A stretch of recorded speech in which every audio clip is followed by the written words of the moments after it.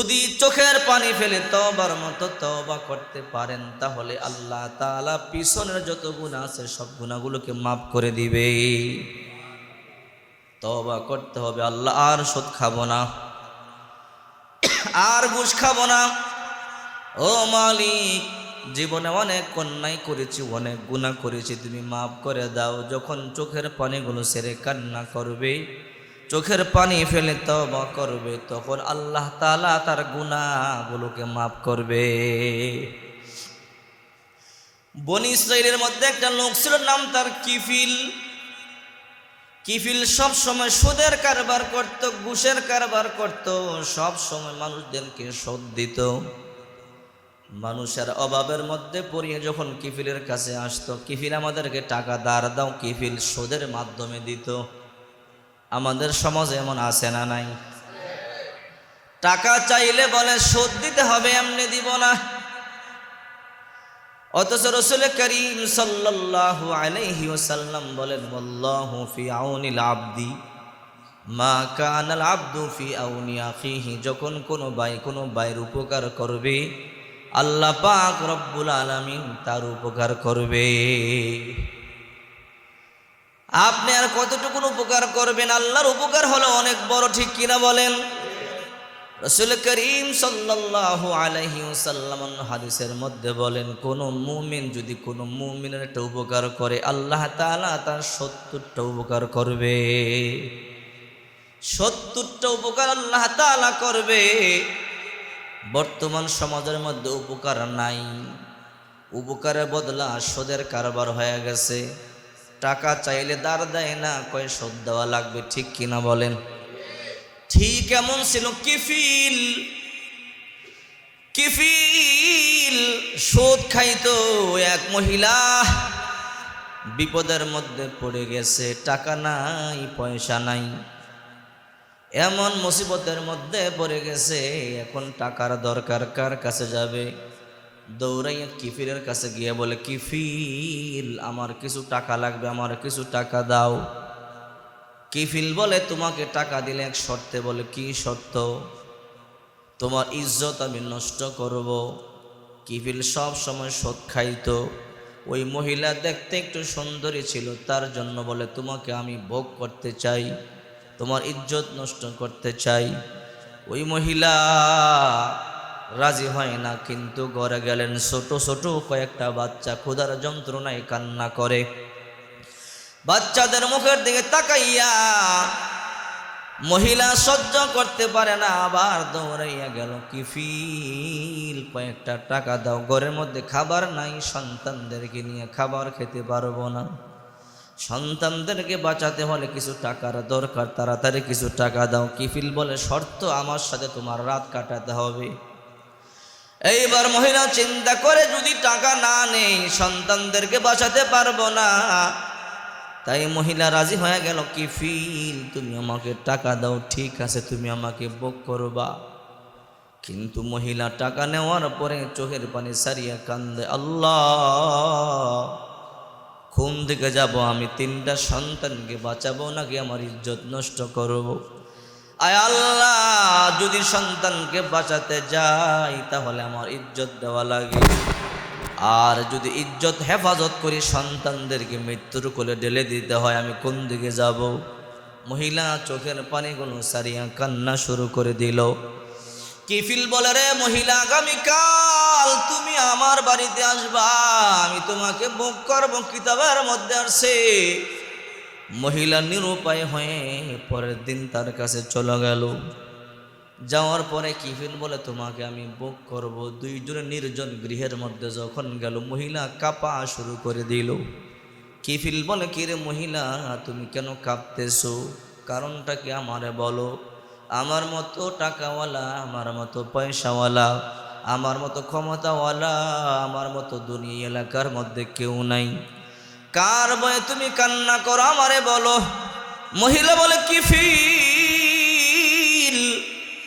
এমন একজন রবের ভয়ে কান্না করি, যে রব তোমার থেকে অনেক বেশি ক্ষমতাবান, যে রব আসমান বানাইছে, জমিন বানাইছে, তোমাকে বানাইছে, আমাকে বানাইছে, কিফিল রে, জীবনে কোনো দিন ইজ্জত আমি নষ্ট করি নাই, সারা জনমভর আমি আমার ইজ্জতের হেফাজত করেছি। আজকে যদি আমার ইজ্জত তুমি নষ্ট করে ফেলো, কিয়ামতের ময়দানে জাহান্নামীদের কাতারে আমাকে দাঁড়াতে হবে, জিনাকারদের কাতারে আমাকে দাঁড়াতে হবে। জাহান্নামের আযাব আমি সহ্য করতে পারবো না, সাপ বিচ্ছুর কামড় সহ্য করতে পারবো না। এই জন্য আল্লাহর ভয়ে, জাহান্নামের ভয়ে আমি কান্না করি, এই জন্য আমি কাঁপা শুরু করে দিলাম। কিফিল বলে, রে মহিলা, যেই খোদার ভয়ে তুমি কান্না করো, আমার বুঝতে বাকি নাই সেই খোদা অনেক বড় শক্তিশালী। যাও যাও, আমার ভিতরেও কেমন যেন ভয় ঢুকে গেল, জীবনে বড় অন্যায় করেছি, অপরাধ করেছি, যাও তোমাকে আমি মাফ করিয়া দিলাম, আমি আর অন্যায় করব না, অপরাধ করব না, তোমাকে বুক করব না, তোমারে মাফ করিয়া দিলাম। সুবহানাল্লাহ বলেন। কিফিল বলে, রে মহিলা, তোমার টাকাও আমার দেওয়া লাগবে না, তোমার টাকাগুলোকেও আমি দিয়া দিলাম, চলিয়া যাও। ওই মহিলা দোয়া করে, আল্লাহ তুমি কিফিলকে জান্নাতের মেহমান বানায়া দিও, তাকে তুমি মাফ করিয়া দিও। এই কথা বলিয়া ওই মহিলা বাড়িতে চলে আসলো। কিফিল ওই রাত্রে মারা গেল। মারা যাওয়ার পরেই সবাই জানে সুদখোরের মৃত্যু হলো। একটা সুদখোর মারা গেল, কেউ তাকে জানাজা দেওয়ার জন্য যায় না। সারা জনমভর সুদের কারবার করেছে, অন্যায় করেছে, জুলুম করেছে, এই জন্যে কেউ তার কাছে যায় না জানাজা দেওয়ার জন্য। কিন্তু আল্লাহ পাক রব্বুল আলামিন তার গুনাহগুলো মাফ করে দিছে। তার ঘরের সামনে বড় বড় লেখা উঠেছে, তোমরা জানাজায় শরীক হও, আল্লাহ তাআলা তার জিন্দেগীর সব গুনাহগুলো মাফ করে দিছে। চিন্তা করেন, তওবার গুণ আছে না নাই? যত বেশি তওবা করবেন আল্লাহ তাআলা তওবাকারীকে পছন্দ করে। একজন কিফিল সুদখোরকে আল্লাহ তাআলা তওবার কারণে মাফ করিয়া দিল। একজন বিধবা মহিলাকে উপকার করবার কারণে আল্লাহ তাআলা তাকে মাফ করিয়া দিল। আমাদের সমাজের মধ্যে এখন উপকার নাই, কথা বলেন ঠিক কিনা? আমাদের সমাজের মধ্যে কেউ কারোর উপকার করতে চায় না। কেমনে মারবো, কেমনে ধরবো, কেমনে ধ্বংস করব, কেমনে নিজে বড় হব সেই চিন্তা, কথা বলেন ঠিক কিনা? অথচ আপনার আমার নবী রাহমাতুল লিল আলামিন বিশ্বনবী মুহাম্মদ সাল্লাল্লাহু আলাইহি ওয়াসাল্লাম বলেন, আল্লাহু ফি আউনিল আবদি মা কানাল আবদু ফি আউনি আখিহি। যদি কোনো ভাই কোনো ভাইয়ের উপকার করে, কোনো ভাইকে সাহায্য করে, আরশের মালিক আল্লাহ তাআলা ওই বান্দাকেও সাহায্য করবে। পক্ষান্তরে কোনো মানুষ যদি কারো ক্ষতি করে, আল্লাহ পাক রব্বুল আলামিন তার পরিপূর্ণ বিচার করবেন। এই জন্য রাসূল করিম সাল্লাল্লাহু আলাইহি ওয়াসাল্লাম বলেন, মান সাতারুল মুসলিম সাতারাল্লাহু ইয়াওমাল কিয়ামা। কোনো মানুষ যদি কোনো ভাইয়ের গোপন দোষকে গোপন রাখে, কিয়ামতের ময়দানে আল্লাহ তাআলাও তার দোষ গোপন রাখবে। নিজের কল্যাণের জন্য একে অপরকে উপকার করবেন, নিজের ভালোর জন্য উপকার করবেন, কারণ আপনি যত উপকার করবেন আল্লাহ আপনার তত উপকার করবে।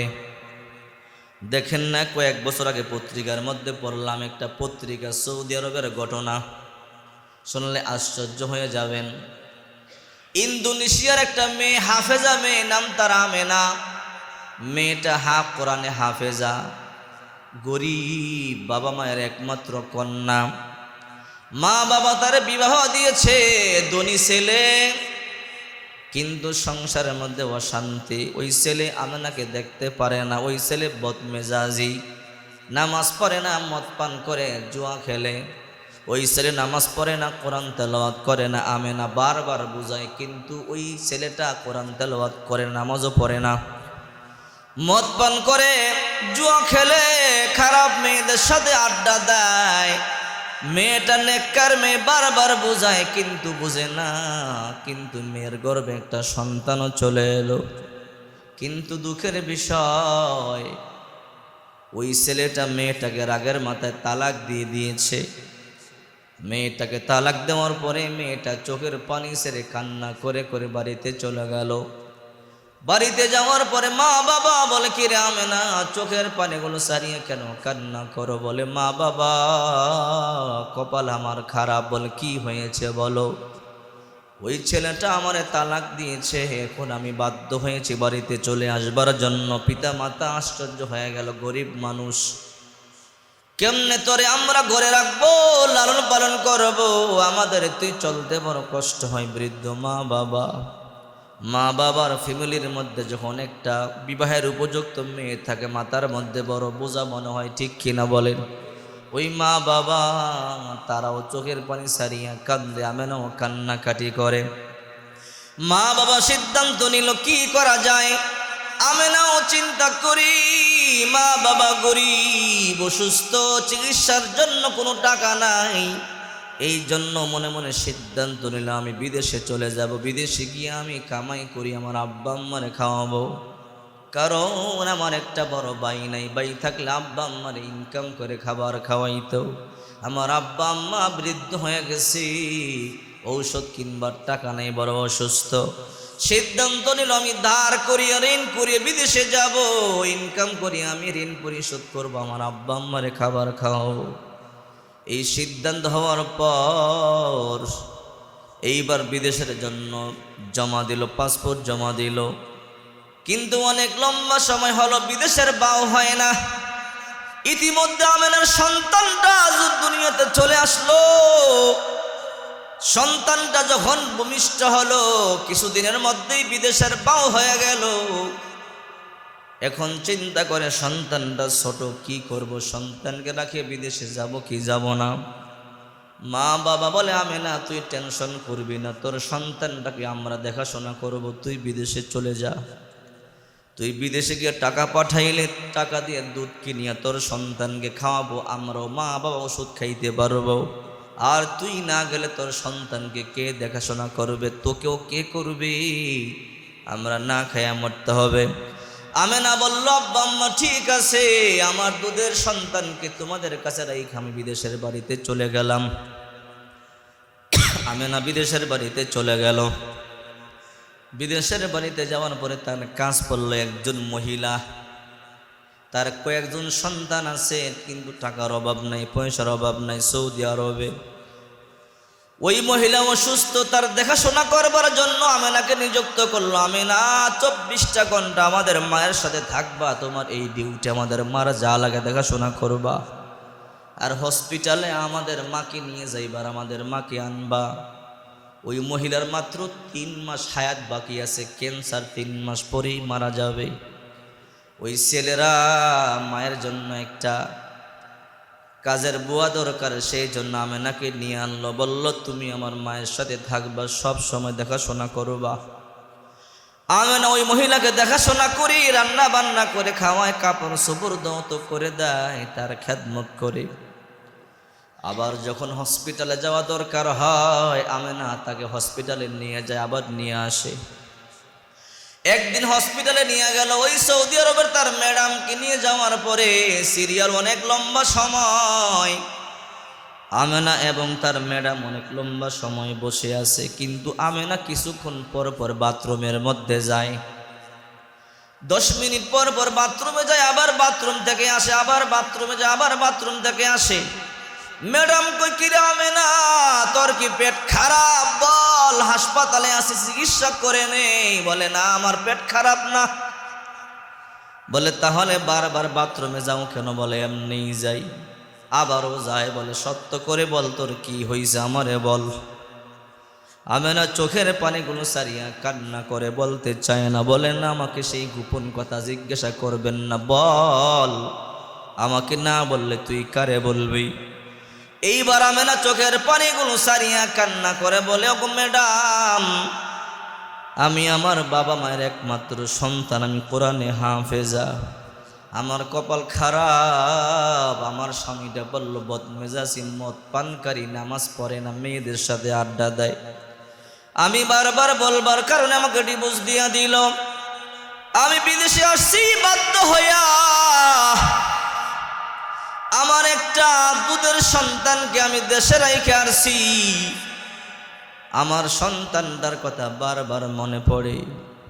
বলে বাথরুমে বারবার যাও কেন? বলে বুকের মধ্যে দুধ জমে থাকে, ব্যথার যন্ত্রণা সহ্য করতে পারি না, তাই বাথরুমে গিয়া দুধগুলো নিংড়ে আসি। যেই দুধ আমার বাচ্চা পান করবার কথা, সেই দুধ নোংরা বাথরুমের মধ্যে ফালাই, কপাল আমার কত খারাপ। এবার ম্যাডাম বলে, আমেনা তুই কোনো টেনশন করবি না। বাড়িতে গেল, বাড়িতে যাওয়ার পরে সন্তানদেরকে ডাকলো, রে সন্তানেরা আমার কাছে আয়। মা কি বলে, আয়, আমি তো 3 মাস পরে এমনি মরে যাব, আমি একটা উপকার করতে চাই। কি উপকার? এই যে আমেনা, তার 2 বছর ভিসা আছে, 2 বছরের অগ্রিম বেতন দিয়া তার দেশে পাঠাইয়া দে। তার একটা মাত্র সন্তান, দুধের সন্তানকে বাড়িতে রেখে আসছে, তার সন্তানকে গিয়া সে দুধ পান করাবে, আদর করবে, যত্ন করবে। 2 বছর পরে আবার সে সৌদি আরবের মধ্যে আসবে। তখন আমি দুনিয়ায় থাকবো না, তোরা দেখাশোনা করবি, তোরা আমাদের আদর করবি, কষ্ট দিবি না। সন্তানেরা বলল, মা তুমি যা বলো তোমার কথা আমরা শুনবো, ঠিক আছে। এবার ম্যাডাম তার 2 বছরের টাকা অগ্রিম বেতন দিয়া, ভিসা দিয়া, পাসপোর্ট দিয়ে দেশে পাঠাইয়া দিল। আমেনা,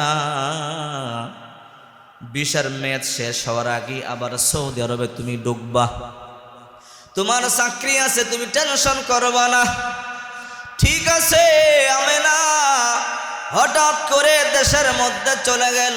যাওয়ার পরে মা বাবা বলে, কিরে আমেনা, কয়েকদিন হলো মাত্র বিদেশের বাড়িতে গেলি, কেন চলে আসলি? আমরা তো তোর সন্তানকে কষ্ট দেই না, দুধ পান করাই, কেন চলে আসলি? এখন তোর সন্তানকে আমরা কি খাওয়াবো, তোর কি খাওয়াবো? আমাদের সংসার কেমনে চলবে? কেন তুই চলে আসলি? আমেনা বলে, মা তোমরা টেনশন করবা না, আমি এমনি আসি নাই, আমার মালিকটা বড় ভালো পড়েছে, এই জন্য 2 বছরের অগ্রিম বেতন দিয়ে আমারে পাঠাইয়ে দিছে। ও মা বাবা, 2 বছর পরে আবার আমি যাব, আমার চাকরি বহাল আছে। আব্বা আম্মা বড় খুশি হয়ে গেল। আমেনা দোয়া করে, আল্লাহ, আমার যে ম্যাডাম আমার এত বড় উপকারটা করলো, তারে কি তুমি হায়াত বাড়াইয়া দিতে পারো না? আল্লাহ, তুমি কি তারা সুস্থ করতে পারো না? আমেনা দোয়া করি। বছর কেটে গেল, 2 বছর পরে আবার আমেনা ভিসার মেয়াদ কিছুদিন থাকতেই সৌদি আরবে ঢুকলো। এয়ারপোর্টে নামার পরে চোখের পানিগুলো সারিয়া কান্না শুরু করে দিল। আহারে, যেই ম্যাডাম আমার মেয়ের মতো দেখতো, আদর করত, যত্ন করত, এখন বাড়িতে যাব, ওই ম্যাডামকে তো আর দেখতে পাইব না। বাড়িতে যাওয়ার পরে এখন তো ওই ঘরে ওই ম্যাডাম রে পাবো না। আমি এই বাড়িতে গিয়ে এখন কি করব? আমার মন তো বসবে না।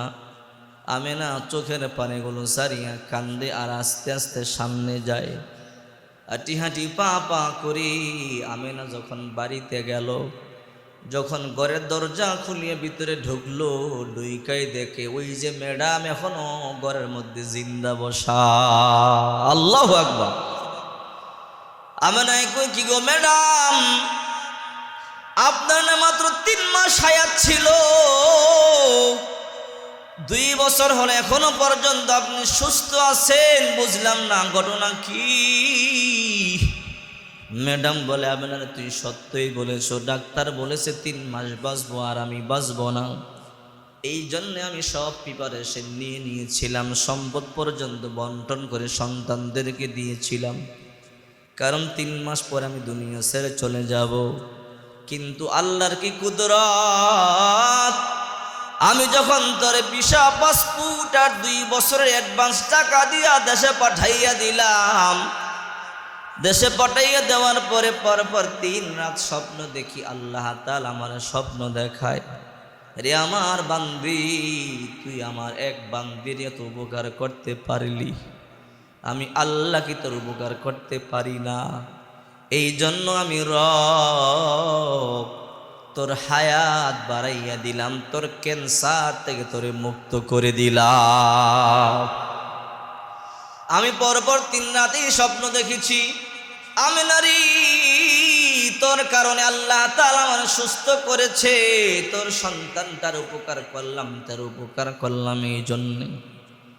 এই কথা রাসূল করিম সাল্লাল্লাহু আলাইহি ওয়াসাল্লাম বলেন,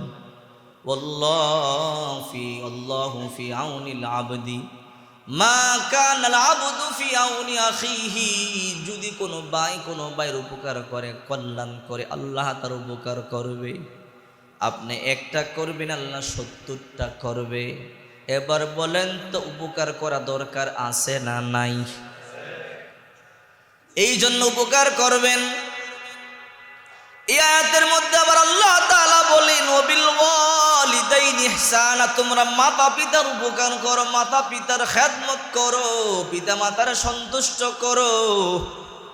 উপকারের মধ্যে সর্বশ্রেষ্ঠ উপকার হলো পিতা মাতার খেদমত করা, পিতা মাতার খরচ দেওয়া, পিতা মাতার সন্তুষ্ট করা। কিন্তু দুঃখের বিষয়, আমাদের সমাজের মধ্যে এমন সন্তান আছে পিতা মাতার খবর পর্যন্ত নেয় না, আছে না নাই?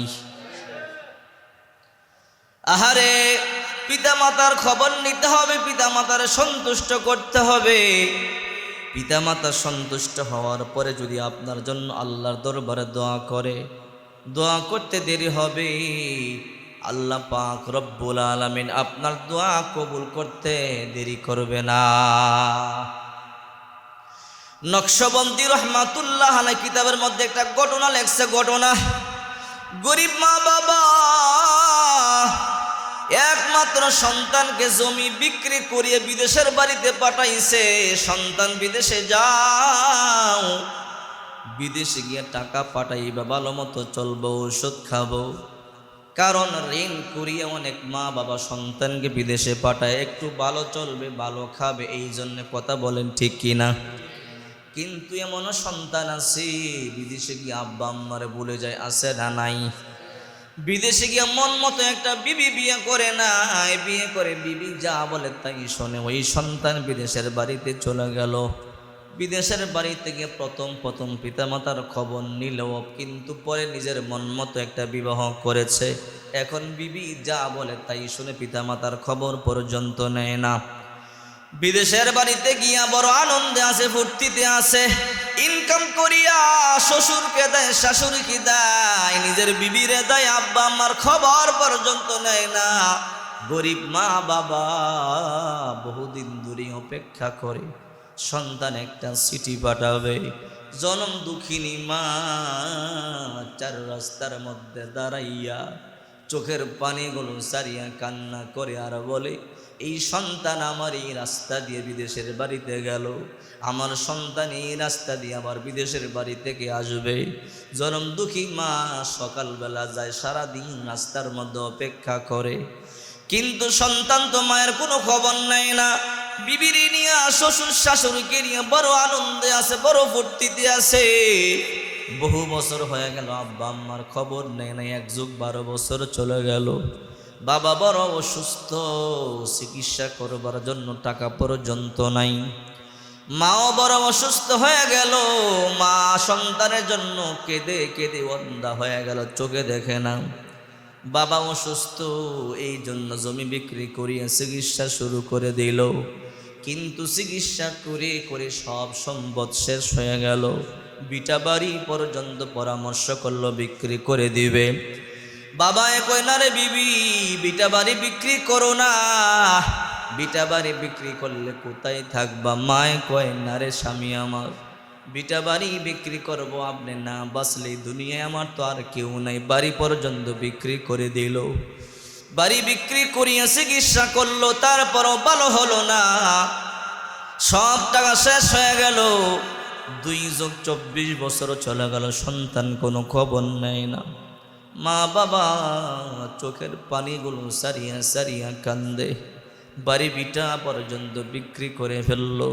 বাবার এন্তেকাল হয়ে গেল, বাবার এন্তেকাল হয়ে গেল। মা সন্তানের জন্য এখন একা।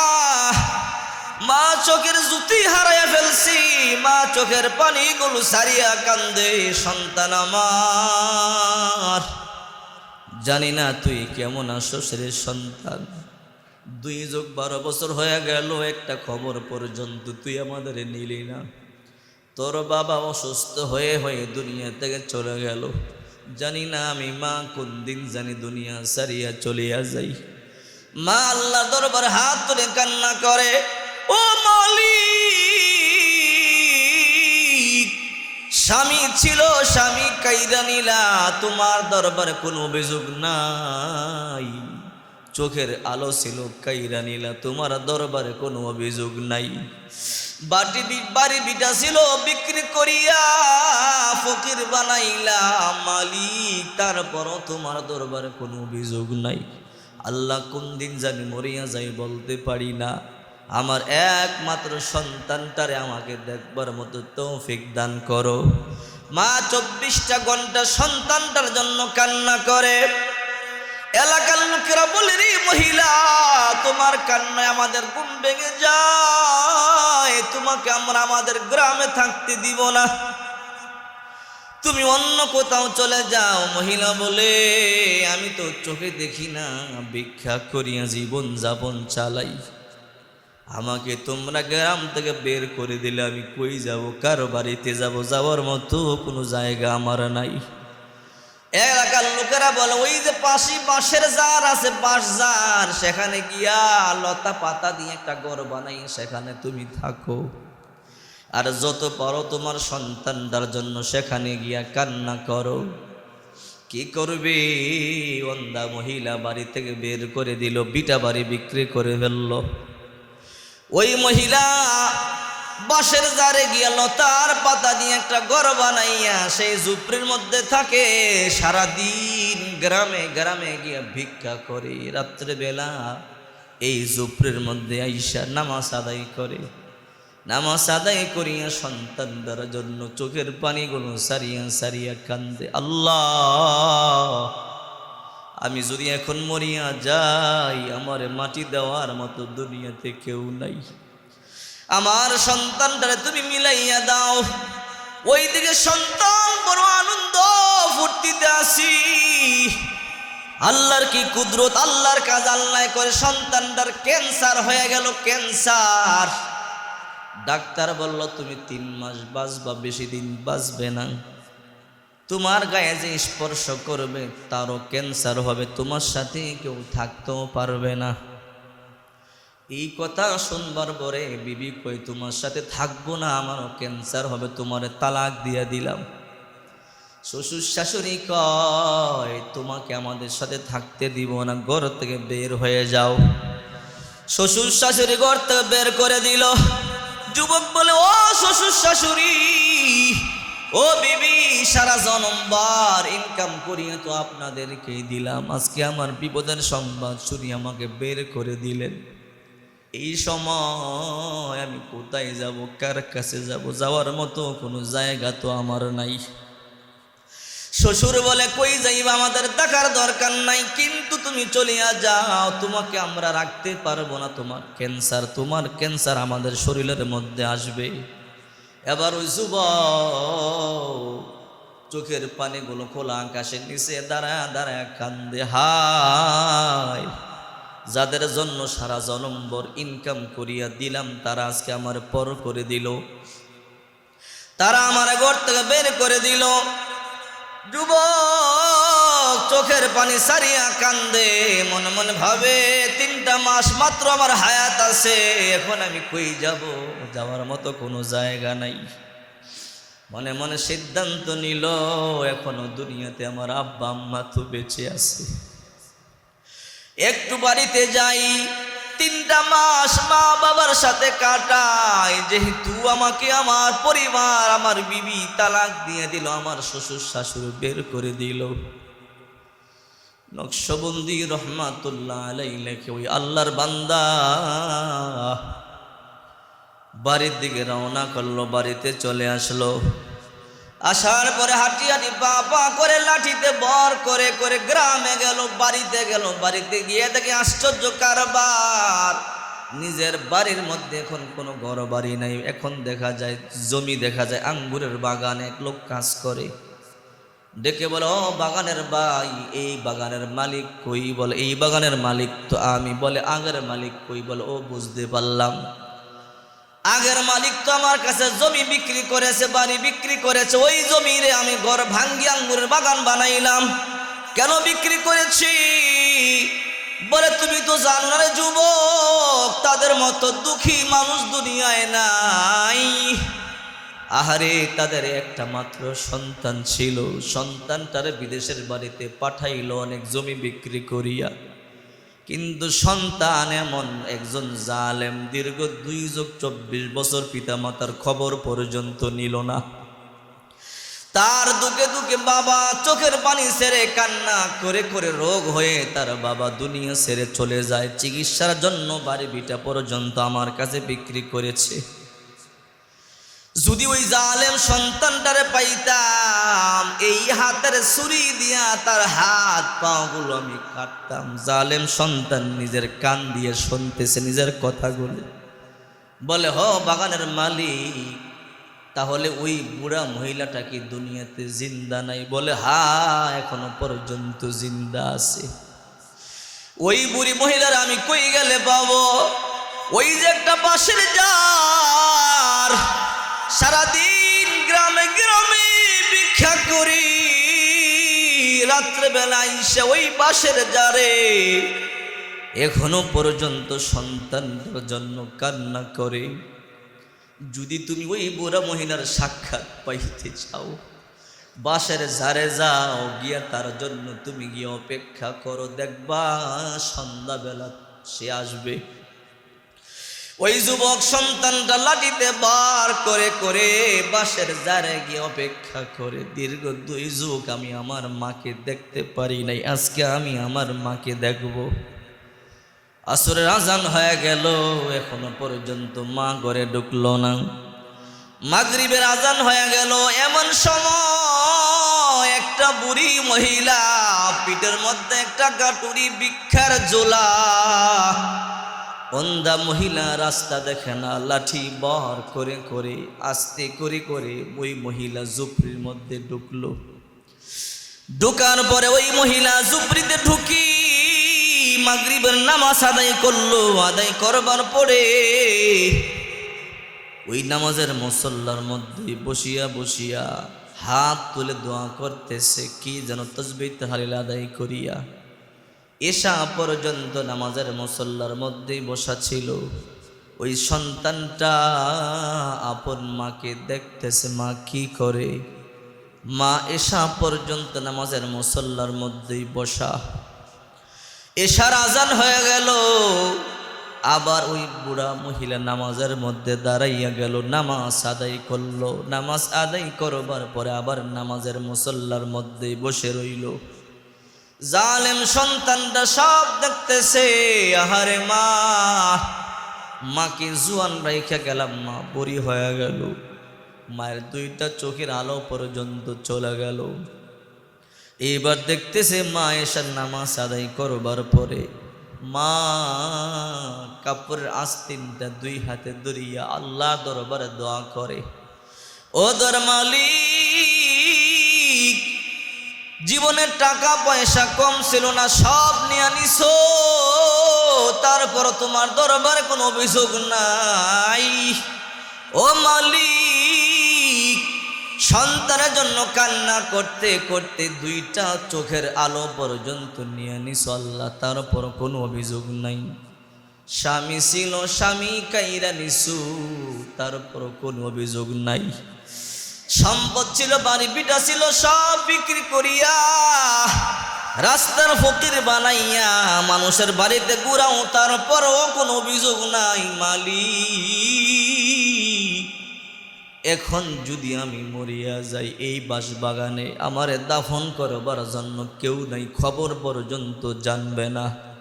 ওগো আল্লাহ, এই দুনিয়ার মধ্যে আমার একটা সন্তান আছে, আমার সন্তান বিদেশের বাড়িতে, জানি না সন্তানটা কেমন আছে।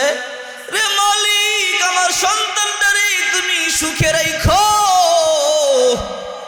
আর মরার আগে আমার সন্তানটারে একটু আমার কাছে ফিরাইয়া দাও, যেন আমি মরে গেলি আমার সন্তানরা আমার লাশ কাঁধে বহন করতে পারে। আমার কবরের শেষ মাটিটা যেন আমার সন্তান দিতে পারে, এই কথা বলে বলে জনম দুঃখী মা চোখের পানিগুলো সারিয়া কান্দে। আর জালেম সন্তান সব কিছু শুনতেছে। জালেম সন্তান আর সহ্য করতে পারে নাই, লাফ দিয়া গিয়া মায়ের হাত দুইটা ধরে বলে, মারি আর দোয়া করিস না, আর কাঁদিস না, তোর দোয়া আল্লাহ কবুল করেছে, তোর সন্তানটাকে তোর বুকে ফিরাইয়ে দিছে। মা আমি তোমার সন্তান, তোমার কাছে চলে আসলাম। মা সন্তানকে বুকে জড়াইয়া, মা চোখে দেখে না, মুখটা হাত দিয়া দরিয়া বলে, সন্তান রে তুই তো বড় শুকাইয়া গেছ। চিন্তা করে দেখেন, মা বলে সন্তান দুই যুগ খবর নেও না, সেই কথা বলে না। মা বলে সন্তান তুই তো শুকাইয়া গেছ, তোর কোনো রোগ আছে কিনা আমারে বল। বলে মা না, আমার কোনো রোগ নাই রে। সন্তান মিথ্যা কথা বলবি না, সত্যি করে বল। এবার বারবার বলবার পরে সন্তান বলে, মা আমার ক্যান্সার, 3 মাস আমি বাঁচবো, আমারে ধরবা না, আমারে ধরলে তোমারও ক্যান্সার হবে। মা আমার বিবি আমার লাথি মারিয়া বাইর করিয়া দিল, আমার শ্বশুর শাশুড়ি লাথি মারিয়া বাইর করিয়া দিল। মাগো 3 মাস বাঁচবো, 3 মাসের হায়াত আমার আছে, 3 মাসের বেশি আমি আর বাঁচবো না, আমার মাফ করিয়া দাও। এই কথা শুনবার পরে মা সাজদায় পড়ে গেল, বলে ও মালিক, এই সংবাদ দেওয়ার জন্য কি তুমি আমার সন্তান রে আমার কাছে পাঠাইছো? এমনি 2 যুগ 12 বছর দুনিয়া সন্তানকে দেখি না, আজকে সন্তান আমার কাছে আসলো দুঃসংবাদ নিয়া। ও মালিক, এটা হতে পারে না, আমি মা বাঁচতে চাই না, আমার হায়াত নিয়ে হলো আমার সন্তানকে সুস্থ করে দাও। মা যখন চোখের পানিগুলো সারিয়া কান্না করে করে দোয়া করেছে, আল্লাহ তাআলা ক্যান্সার থেকে মুক্তি দিয়া তার হায়াত বাড়াইয়া দিছে। এই জন্য রাসূল করিম সাল্লাল্লাহু আলাইহি ওয়াসাল্লাম বলেন, রিদর রব্বি ফি রিদল ওয়ালিদাইন ওয়া সাখাতুর রব্বি ফি সাখাতিল ওয়ালিদাইন। যার উপরে মা বাবা খুশি তার উপরে আল্লাহ খুশি, যার উপরে মা বাবা অসন্তুষ্ট তার উপরে আল্লাহ অসন্তুষ্ট। এখানে অনেকে আছে মা বাবা নাই, আছে না নাই? আরে আমি দেখেছি অনেকেই চোখের পানিগুলো ছেড়ে কাঁদতেছে, এর একটাই কারণ আব্বা আম্মার কথা মনে পড়ছে।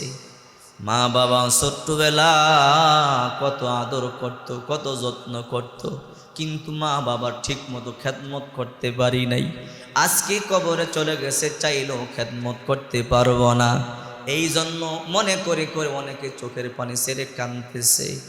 আপনার এই চোখের পানির কারণে আল্লাহ তাআলা আপনার গুনাহগুলোকে মাফ করে দিবে।